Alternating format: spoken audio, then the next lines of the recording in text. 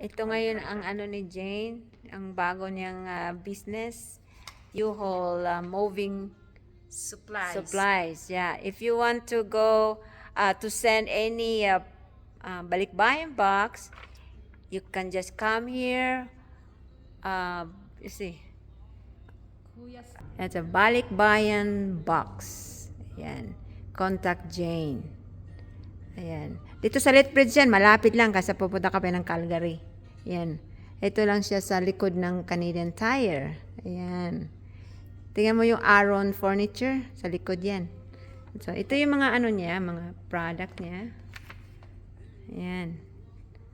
Ayan, ano siya, yung, tawag ito, ano bang ano mo dito? Moving supplies. Moving supplies? Oh. So, may mga moving supplies po kami, yung mga gustong maglipat o gustong magbalot ng mga balikbayan box. Meron po kaming mga malalaking pambalot. Ayan. So, ayan, oh. Ito yung ano din to, wrap. Ayan. Mga wrappers pala to, no? Mm-hmm. So, meron din U-Haul, ano, yung moving, ano, cart? Moving, ano din? Meron po. Meron kaming mga cart. Ito for rentals po to. Mm-hmm. Oo, ganyan yung mga to. Rentals. So, furniture pads. Furniture pads. Oo, yung mga gusto maglipat para hindi masira yung mga furniture, kailangan furniture pads. Aha. Tapos may mga boxes kami dito. Ayan, mga Para boxes. hindi masira yung mga gamit. Ayan. So, yung box na yan, yung ano din yan?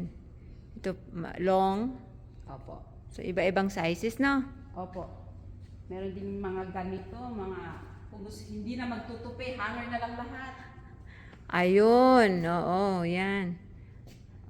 That's malaki din yan, ano? Ito medyo meron po mas maliit. Ang dami pa, oh, see. So, kayo magbalikbayan dito na kayo sa U-Haul. Yan, ha? Yan.